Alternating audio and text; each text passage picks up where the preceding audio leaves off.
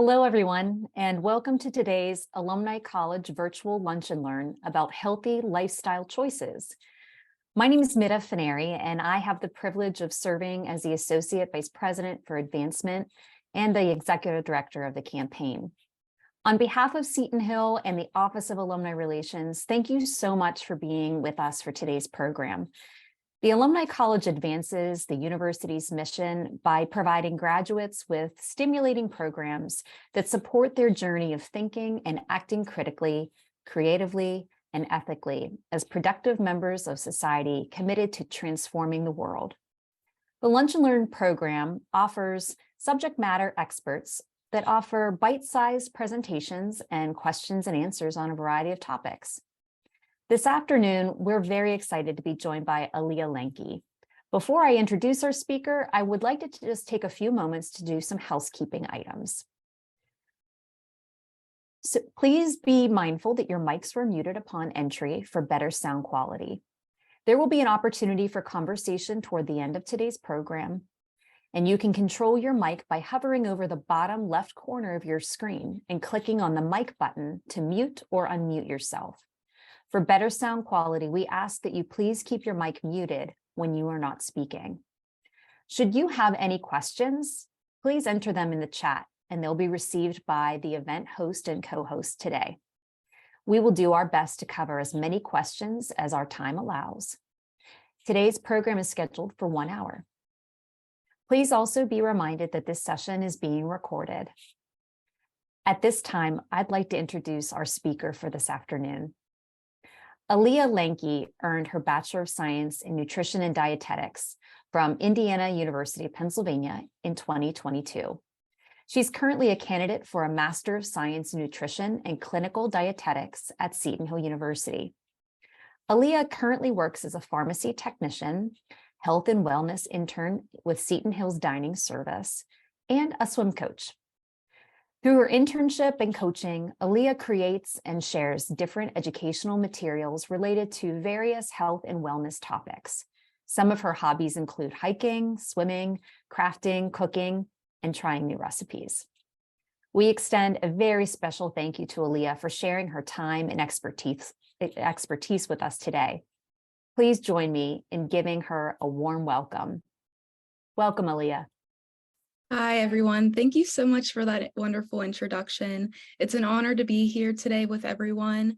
But yeah, let's get started in going over these healthy lifestyle choices. So let's go ahead on to the next slide.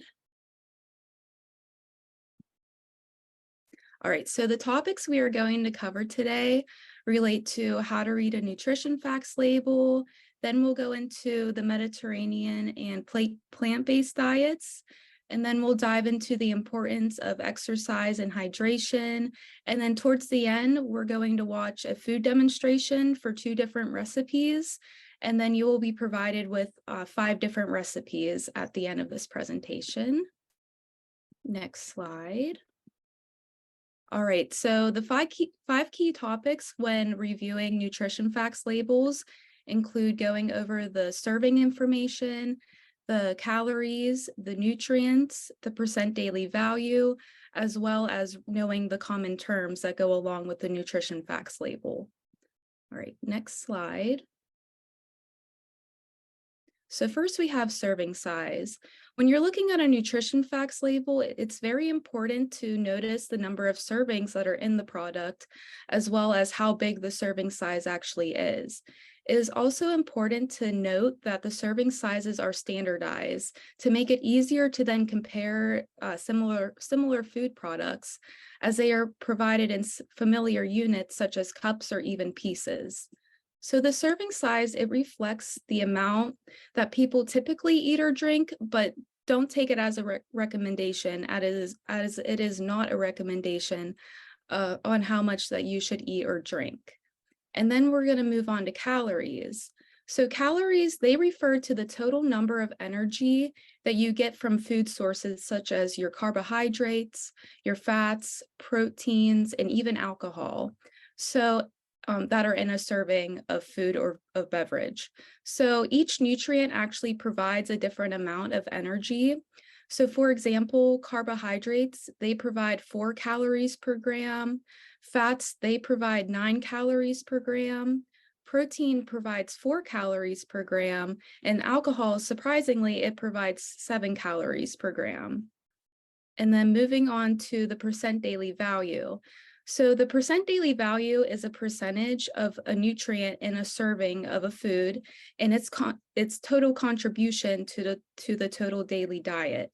So the daily values are reference amounts that are expressed in grams, milligrams, and micrograms of each nutrient to consume to make sure that you do not exceed those each day. So the percent daily value's main role is really to help you determine if a serving of food is high or even low in a nutrient.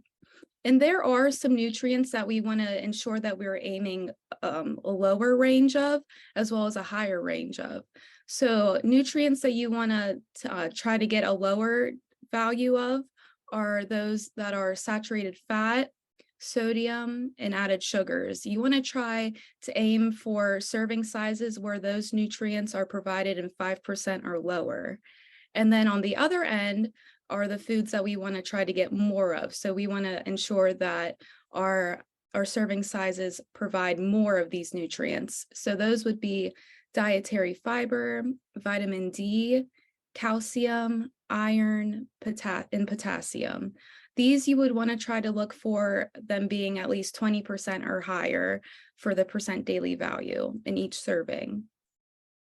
So the percent daily value, it can also be a useful tool when you're comparing food and trying to understand nutrient content claims, as well as making dietary trade-offs. So when you're comparing food products, try to remember that try to make sure that the serving sizes are the same. This can help you strive to choose products that are higher in nutrients that you want to get more of. So again, that's our dietary fiber, vitamin D, calcium, iron, and potassium.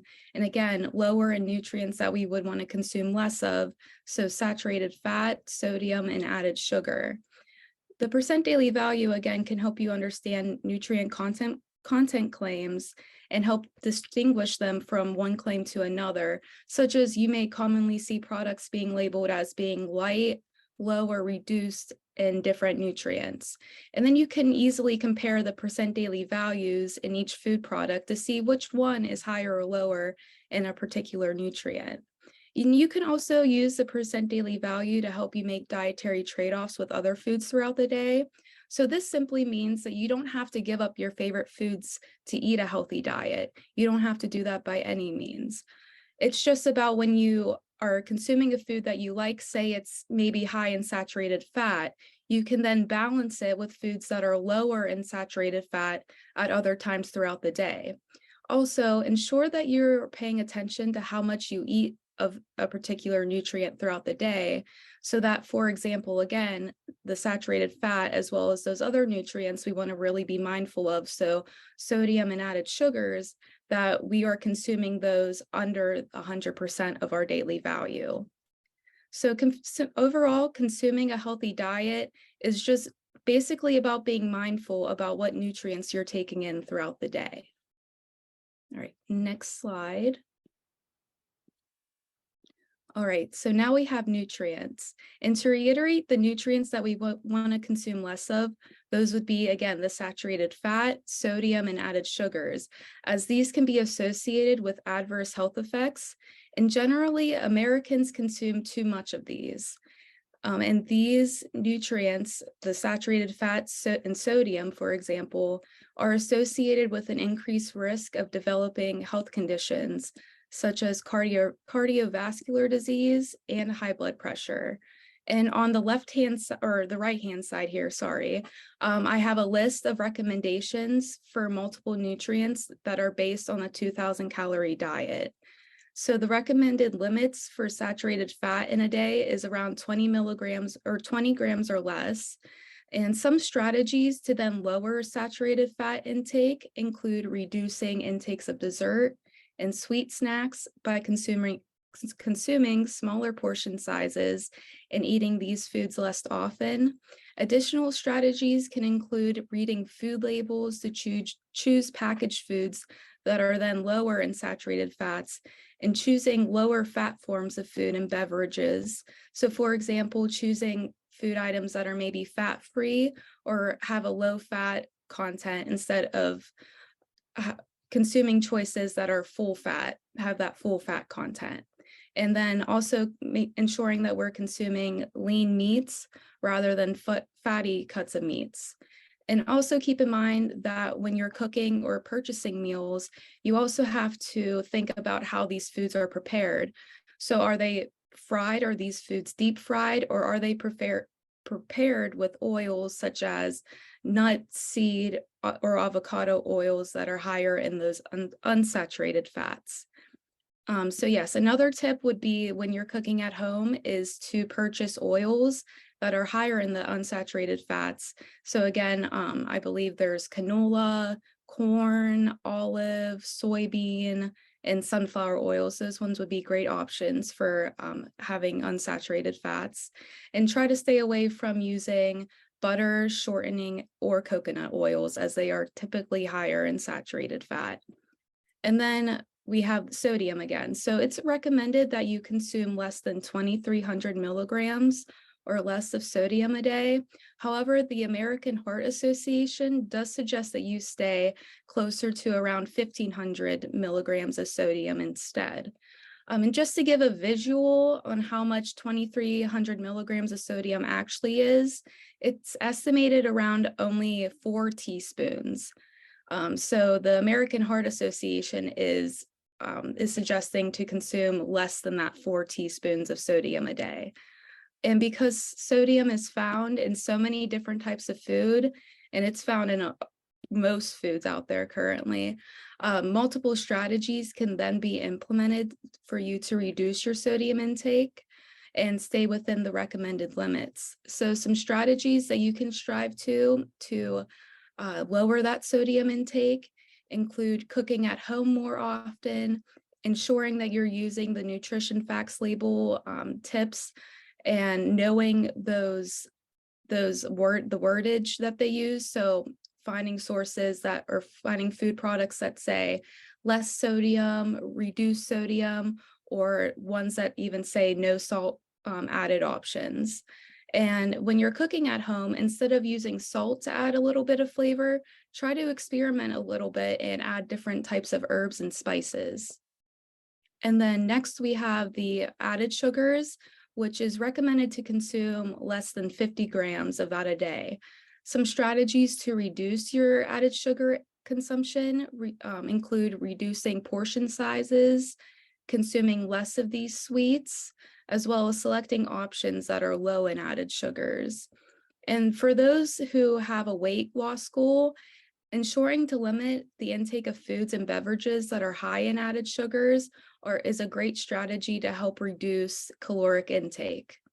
So speaking of sugars, on a nutrition facts label, you will probably see total sugar, and then underneath you would see added sugar. So added sugars on the nutrition facts label, those include sugars that are added during the processing of foods. So foods packaged as sweeteners, so for example, table sugar, as well as sugars from syrups and honeys, or even sugars from concentrated fruit and vegetable juices. And then the total sugar on the nutrition facts label, that means, again, the added sugars that I just explained that may be present, as well as sugars that naturally occur. So, in many nutritious foods, they do have those naturally occurring sugars. So, for example, the sugar that naturally occurs in milk and fruit. And then for the nutrients that we want to try to get more of through our diet, those are our dietary fiber, vitamin D, calcium, iron, and potassium. And consuming a diet high in dietary fiber, it's very important. Dietary fiber is something that you really want to strive to get enough of throughout the day. Most Americans do not get enough dietary fiber. Dietary fiber is very important as it increases the frequency of bowel movements. It It can also help lower blood glucose and cholesterol levels, as well as reduce caloric intake, because it gives you, when you do consume that dietary fiber, it gives you a sense of fullness. And then for vitamin D, calcium, iron, and potassium, these vitamins and nutrients, they can help reduce the risk of developing different diseases and disorders such as osteoporosis, anemia, and high blood pressure. And I also want to point out to aim for foods that are nutrient dense.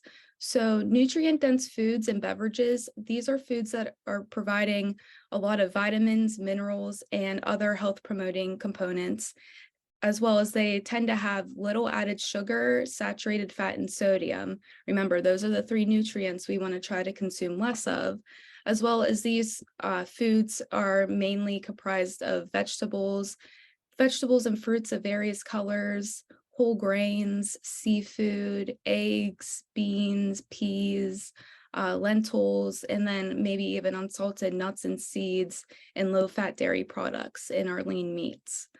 And also ensure to consider how the food is being prepared. Like I was saying earlier, try to stay away from, if you're preparing food, stay away from the saturated fats and tend to go for the unsaturated oils when preparing meals.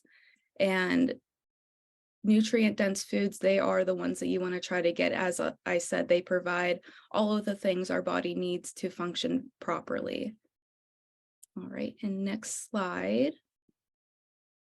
All right, so some commonly used terms on the nutrition facts labels that you may see, and it can get quite confusing because, as you can see, there are numerous types of terms that are used.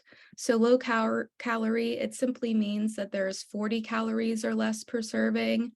Then low cholesterol, there's 20 milligrams or 2 grams less of saturated fat per serving. Reduced, that means that there's 25% or less of a specified nutrient or calorie than a usual product would have. A good source of, that means that there's at least 10 to 19% of the daily value of a particular nutrient in that serving of the product. An excellent source, that means that there's 20% or more of a particular nutrient in each serving. Calorie-free, that means that there's less than 5 calories per serving. Fat-free or sugar-free, that means that there's less than half a gram of either fat or sugar per serving. Low sodium, that would mean that there's 140 milligrams or less of sodium per serving. And then high in, it's the same thing basically as an excellent source of. High in just means that there's 20% or more of the daily value of that specific nutrient per serving. And then next slide. All right, so next we're going to dive into the two different diets here today. There's the Mediterranean and the plant-based. So we're going to start with the Mediterranean diet. And currently this diet is being recommended by the United States Department of Agriculture. Every 5 years or so, they put out a dietary guideline for Americans. Currently, this one is for 2020 to 2025. So they'll be putting out a new one in the next few years. But these guidelines, they provide advice on what to eat and drink to meet nutrient needs and promote health as well as prevent disease. And if you later today go on Google and search up the dietary guidelines for Americans, you will be able to see everything that they recommend. It's a very great source. I do recommend taking a look at that. But moving on with the Mediterranean diet, so it's described so the Mediterranean diet describes the dietary patterns of individuals living in countries that are on the coast of the Mediterranean Sea. So some of those countries include Greece, France, Italy, Spain, and some Middle Eastern countries. So the Mediterranean diet is primarily a plant-based diet, but it also has contributions from animal-based products as well, those being mainly fish and poultry, with also a limited quantity of dairy products and red meat. This diet has been heavily studied since around the 1960s, and one of the first individuals who studied this diet was a physiologist whose name was Ansel Keys. They researched the dietary patterns that could positively influence health. So he hypothesized that the rate of coronary disease in populations and individuals could vary in relationship to what their physical characteristics, lifestyle, and diet looked like. So he led a study called the 7-country study, and this study included the countries Finland, the United States, Yugoslavia, Japan, Italy, Greece, as well as the Netherlands. And overall, this study showed that the dietary patterns around the Mediterranean Sea, as well as in Japan, in the 1960s, that they were associated with low rates of coronary heart disease, as well as overall mortality. So in conclusion, they found a healthy diet and sufficient physical activity may help lower your risk of coronary heart disease. And then some common foods that are consumed through this diet are fruits, vegetables, potatoes, beans, nuts, seeds, olive oil, moderate dairy, minimal bread and other bread products, moderate fish and poultry, 0 to 4 eggs a week, and minimal red meat, as well as consuming wine in moderation. So overall, the Mediterranean diet is more than just eating fresh and wholesome fruit.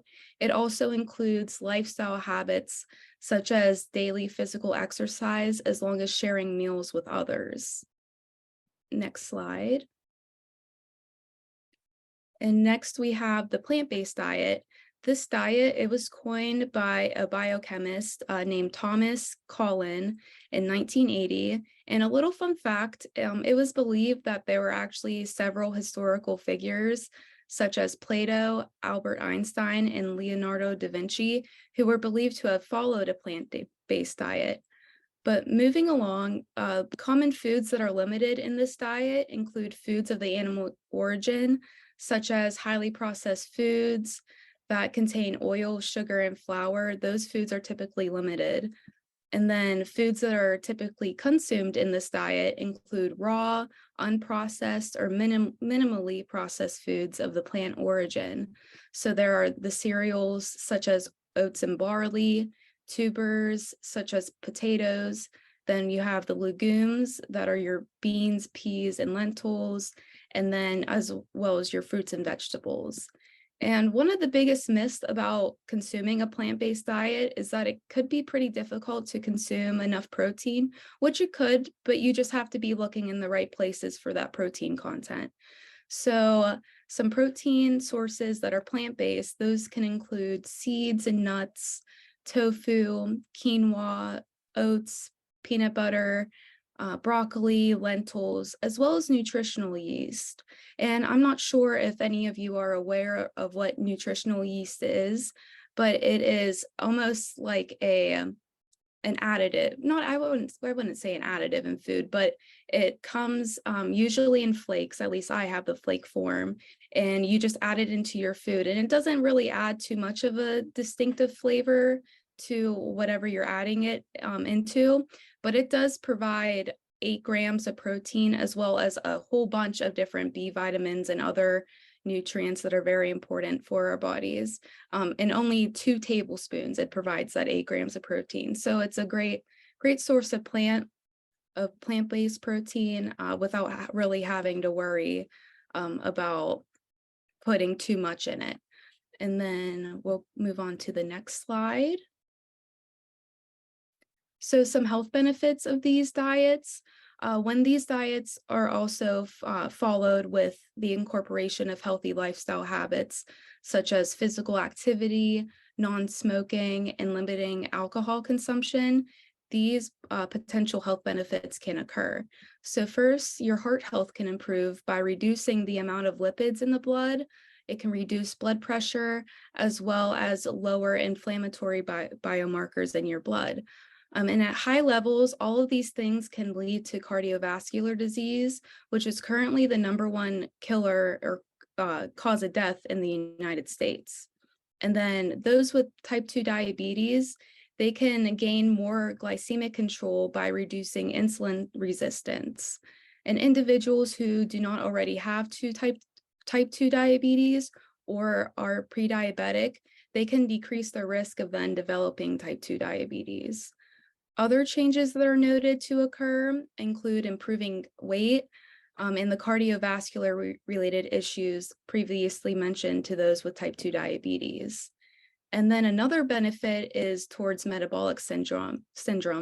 And if you don't know what metabolic syndrome is, it's defined by a group of 5 conditions that can lead to heart disease, diabetes, and stroke, and as well as other health-related issues.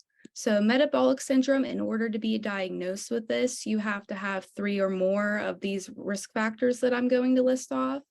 So first, you would have to have a high blood glucose, low levels of HDL or good cholesterol in the blood, high levels of triglycerides in the blood, large waist circumference, or even high blood pressure. So an individual would have to have 3 or more of these risk factors to have this syndrome. But the disease that occurs it's a disease that occurs due to metabolic syndrome. Oh, sorry. But this syndrome, it's related to fatty buildups in the artery walls, such as atherosclerosis. But moving along, like mentioned previously, those who follow these diets, they can experience a greater weight loss than other diets by improving abdominal obesity and decreasing weight circumference and visceral fat. So overall, following these diets, they can potentially also lower your risk of certain cancers, such as bladder, stomach, colon, and kidney cancer. And one of the last health benefits that I'm going to list off is that these diets can increase cognitive function by fueling the brain to improve mental tasks such as memory, concentration, and alertness, thus lowering the risk of cognitive impairment. All right, moving along, we'll go to the next slide. All right, so next we have exercise, and there are numerous immediate benefits of exercise. And I know personally, whether I'm having the worst or best day of my life, that when I do some form of physical activity, it makes me feel absolutely amazing. But some immediate benefits that you may see when exercising include reduced short-term feelings of anxiety and depression, as well as improving your quality of sleep. So not only is your diet key to managing weight, so is exercise. Exercise is another big portion when losing weight. So to maintain weight, it's recommended to increase moderate physical activity to at least around 150 minutes per week. And then to lose weight and keep it off, it's recommended to increase that moderate physical activity to more than 150 minutes per week. And some examples of moderate physical activity include things such as walking, riding your bike, weightlifting, running, playing tennis, swimming laps in a pool, playing volleyball, as well as doing yard work. But as long as these activities are increasing your heart rate, the entirety of the whole time that you're exercising, they will provide the following health benefits after exercising consistently that I will go over in the next slide. So we'll go on to the next slide. All right, so like I said, exercise does have a lot of different health benefits, such as reducing the risk of cardiovascular disease, type 2 diabetes, as well as some different types of cancer. It can also aid in management of different chronic health conditions, such as arthritis and type 2 diabetes. So those who have arthritis, you can notice a reduction in pain, as well as an improvement in your function, as well as quality of life. And then for those who have type 2 diabetes, they can then have an easier time regulating their blood sugar levels, as well as reducing the risk of heart disease and nerve damage. And then exercise is also very, very important to strengthen our bones, joints, and muscles. So when you're strengthening your bones, joints, and muscles, this protects by stimulating bone growth. And then that does decrease your risk of osteoporosis and having bone fractures. So weight-bearing exercises like I said, they're strengthening your bones, joints, and muscles by allowing your joints and muscles specifically to be more flexible and as well hold a wider range of motion. And this then reduces your risk of strain. And it is also very important for older adults, especially, to do strength and weight bearing training at least 2 to 3 times a week to then gain those benefits of decreasing the risk of osteoporosis and bone fractures. And another important note is that regular exercise does increase your factors into living longer. So it has actually been found that 110,000 deaths per year could have actually been prevented in United States adults if they would have increased their moderate physical activity. So there was a recent study that found that your risk of premature death decreases in those who increase their daily steps. So individuals who are 60 years or younger, they should try to walk at least 8 to 10,000 steps, or that's about, I believe, 4 to 5 miles a day. And then individuals who are older than 60, they should strive to walk between 6 and 8,000 steps a day, and that's roughly 3 to 4 miles a day. All right, so we're going to move on. And next we have hydration. So I don't know about you, but I've always heard that 8 glasses of water a day is crucial in keeping our bodies hydrated. But why is hydration so important? This is because our bodies are generally made of 60 to 70% water. And without proper hydration, you can end up dehydrated. And dehydration can cause a range of different problems. So this includes unclear thinking, mood changes, constipation, kidney stones, and even death in very extreme cases. But the benefits to proper hydration include regulating your body temperature, lubricating and cushioning joints, protecting the spinal cord and other sensitive tissues, as well as ridding the body of waste through urine, bowel movements, as well as sweat. But it's also very important to keep in mind that you should consume beyond that 8 glasses of water a day when you are in hot climates, before, during, and after exercise, as well as when you're experiencing fever, diarrhea, or vomiting. All right, and the next slide. So here are some tips and tricks to drink more water throughout your day. So it can be very difficult to consume those 8 glasses of water a day or more. But yes, here are those tips and tricks. So you can try to carry around a refillable water bottle with you throughout the day. Then you can try to choose water over sugary drinks, as well as when you're dining out, try to choose water over maybe getting a soda or tea or anything like that. As well as you can try to add lemon, lime, or other fruit to add that little bit of a burst of flavor to your water. And then as well, look for other healthier drink options, such as those that are low or no calorie. Those would be things like plain coffee and tea, sparkling water, seltzers, as well as flavored water. All right, and then we'll move on to the next slide. And all right, so now we have the food demonstration where we'll be watching a video on how to prepare a chickpea edamame salad and popcorn trail mix.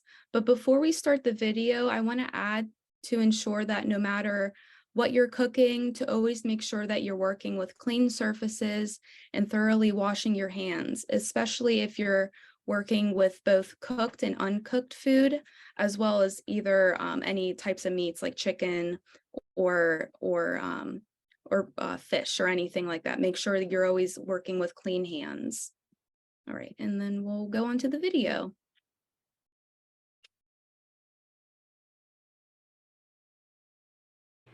Hi, my name is Aaliyah, and today we're going to make 2 different recipes. So first we're going to do a chickpea edamame salad, and then we're going to make some popcorn trail mix. So for the chickpea edamame salad, for the salad part at least, you're going to need half a cup of diced red pepper, a half cup of carrots, shredded carrots, a half cup of diced yellow pepper, a cup of edamame, a half cup of blueberries, 15 ounces of chickpeas and 1 cup of cooked quinoa. So now I'm going to show you how to dice a bell pepper. Alright, so now we're going to cut the bell pepper. So if your bell pepper is a little wobbly, you can always slice off a little layer on the bottom to make it stable, but I would say mine's pretty stable. So next what you're going to want to do is you're going to want to cut down, straight down the middle of that pepper. Alright, and then the next thing you're going to want to do is cut out the stem here and slice out those membranes. So I'm going to go ahead and do that.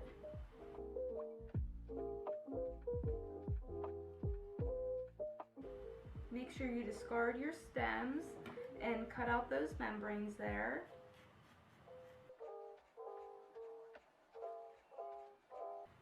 So now that you have your 2 halves, what you're going to want to do is you're going to start cutting some little slices.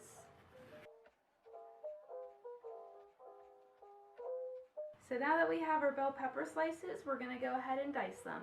So go ahead and grab a few of those slices, and when we're dicing, it's always important to remember to curl those fingers, that way we don't have any accidents. So you're just going to try to eyeball about 1 centimeter. So while I go ahead and dice up the rest of our bell peppers, why don't I tell you some fun facts about them? So it's really crazy to think about, but bell peppers are made up of about 92% water, which is very important to keep up our hydration status, as well as they are filled with vitamin C as well as other important antioxidants. So the one important thing about vitamin C is that not only does it support the function and health of our blood vessels, it also does the same thing but for our cartilage, muscles, and collagen, as well as it supports our immune system. Alright, so now it's time to put together our colorful salad. So we're going to add our bell peppers, our carrots, the edamame, the blueberries,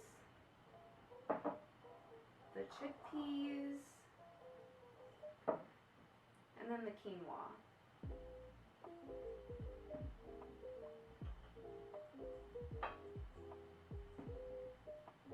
So now that you have that in a large mixing bowl, you're going to go ahead and mix that all together.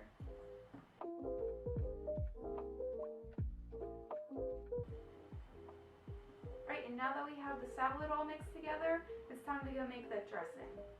So now we're going to make our dressing for our chickpea edamame salad. So for the dressing, you will need a 1/4 cup of olive oil, 2 tablespoons of vinegar, but you can also use balsamic, red wine, champagne, rose, honey, and apple cider vinegar instead of white wine vinegar. And then you'll also need a tablespoon of maple syrup, a 1/2 teaspoon of Dijon mustard, and a 1/2 teaspoon of both salt and ground pepper.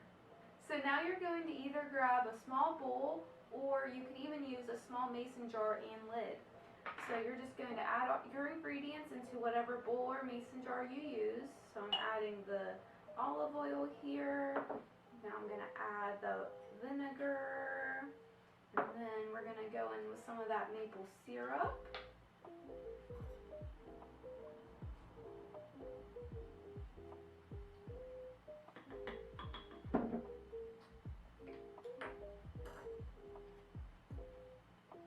And then the Dijon mustard.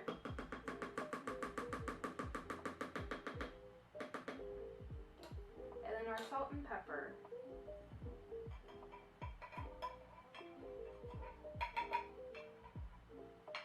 And then if you're using a small bowl, you're just going to grab a fork and whisk that all together really well. But if you're using a mason jar like me, you're going to have some fun and give it a good shake.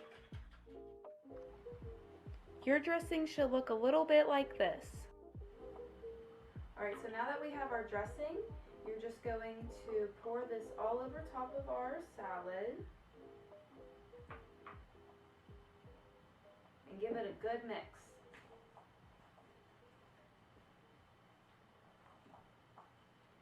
So after it's mixed thoroughly, you're just going to go ahead and set that in the fridge for 10 minutes. So I just tried some of this chickpea edamame salad, and it is delicious. So although it is really delicious, it is also very nutritious. So not only does it contain a lot of antioxidants that I was talking about earlier, but it also contains whole grains and fiber. Those two things have a lot of different vitamins and minerals and other properties in them that help control blood pressure, weight, and cholesterol levels, which then can also help decrease the risk of diabetes as well as heart disease. And those antioxidants too, they also protect our cells from damage that is caused by free radicals. And we're going to get a little sciencey here. Free radicals are unstable molecules that can play a role in not only cancer but as well as heart disease, stroke, and any other age-related diseases. So go ahead and make yourself some of this salad. I bet you'll enjoy it. Alright, so now we're going to make our popcorn trail mix. This is a perfect little snack to take with you on the go. And for this popcorn trail mix, you'll need half a cup of blueberries, 1 ounce of walnut halves, a cup of plain popcorn, or I got lightly salted, a tablespoon of shelled pumpkin seeds, and a tablespoon of dark chocolate chips. Alright, so now that you have all your ingredients, it's time to just add them all together. So we're going to go in with our blueberries, and they're going to fly everywhere. Our walnuts, our pumpkin seeds, and our dark chocolate chips. And then you're just going to cap your mason jar or take your small bowl and shake it around. But yeah, we're just going to mix that all up. So now that we have our popcorn trail mix all mixed up together, let's talk about the nutritional benefits of this snack. So first we have the walnuts. They are a good source of manganese, copper, magnesium, phosphorus, vitamin B6, as well as iron. They are also high in monounsaturated and polyunsaturated fats, as well as omega-3 fatty acids. Omega-3 fatty acids are so important for our bodies as they prevent heart disease and can also protect our brain and eye health. And then we're going to move on to pumpkin seeds. Pumpkin seeds are very rich in antioxidants, iron, zinc, and magnesium. Magnesium can help control blood pressure and reduce heart disease, as well as strengthen our bones. Now we're going to move on to the dark chocolate. Dark chocolate can be high in sugar, so it is important to consume in smaller amounts. But we have to keep in mind too, there are nutritional factors that come in dark chocolate. One of them being that they can provide fiber, as well as iron, magnesium, copper, and manganese, as well as those antioxidants.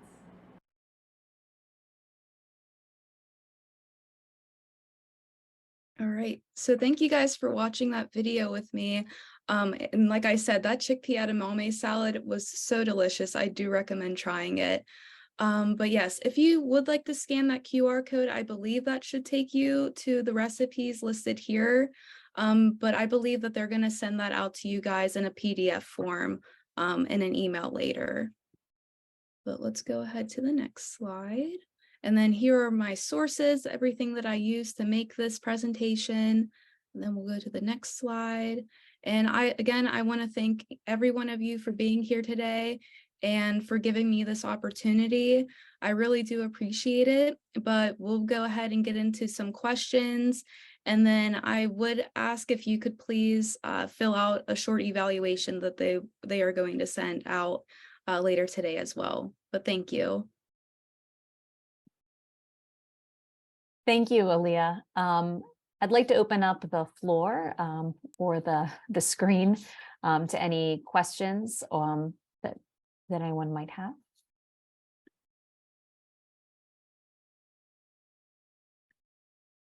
There is a question currently that we do have from Christine, who's joined our Lunch and Learn today.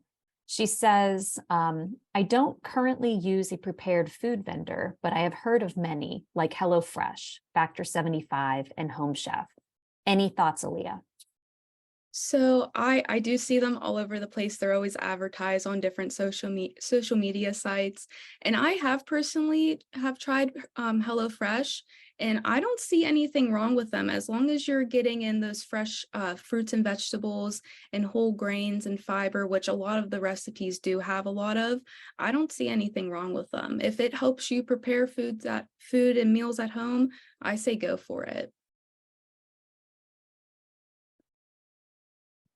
But yes, thank you for the question. Were there any others? Yeah, there are a couple of other questions, Aaliyah, that are coming in through the chat. So we have a question from Bob, who is asking, is there a replacement for the seeds, nuts, and popcorn in your recipes? So yes, you can be very versatile with that. I believe on the recipe that you will get later today, I believe I did put in some different things that you can swap out with them, with the nuts, seeds, and popcorn.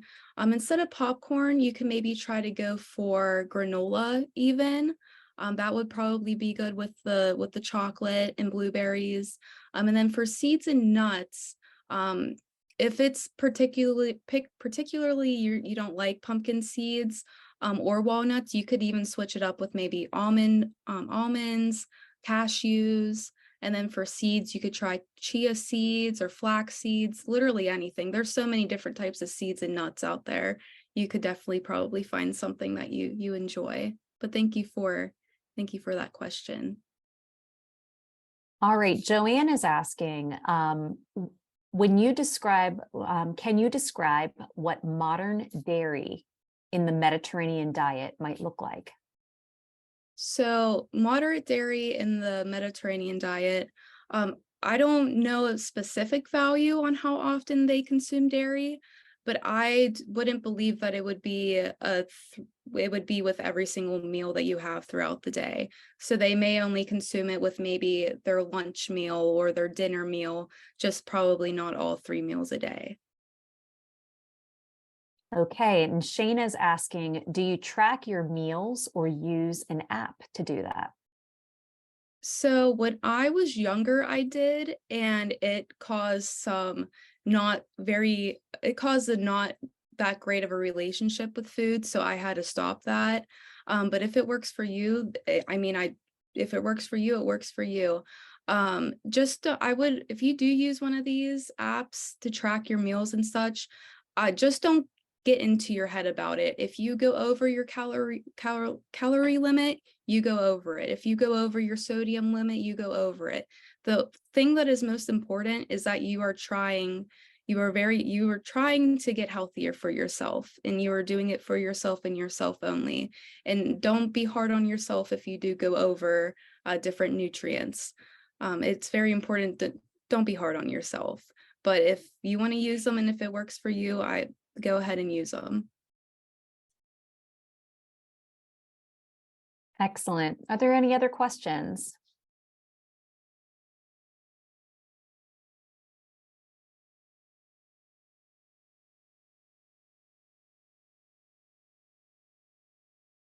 All right. Well, thank you, Aaliyah, for your presentation, your time today. I'm really personally looking forward to trying some of these recipes at home, and I'm sure that many of our other guests today feel the same way. I'd also like to take a moment to thank all of the members of our audience today for joining us. We hope that you took away some valuable information from today's Lunch and Learn. Just as a reminder, you will receive an email later today. Aaliyah did mention that. That'll have a short survey about today's presentation. We'd be really pleased if you could please complete that for us. That helps us quite a bit, and Aaliyah as well. And you'll also receive copies of the recipes that Aaliyah shared with us today. A recording of this session will be available soon on our Alumni Virtual Hub. And as we continue to build out our schedule of Alumni College programs, we ask that you please keep watching in your email for a short survey about future programs and today's program as well. We really, really appreciate your feedback because that really helps us plan our future events. Be sure to visit our alumni website to learn more about upcoming events for alumni. And we're always adding new programs, so be sure to bookmark our calendar of events website and check back often. We'll put a link to our event calendar in the chat so that you can click on that and take advantage of some of those upcoming opportunities. Thank you again for being with us today at today's Lunch and Learn. Thank you, Aaliyah, and I hope you all enjoy the rest of your afternoon.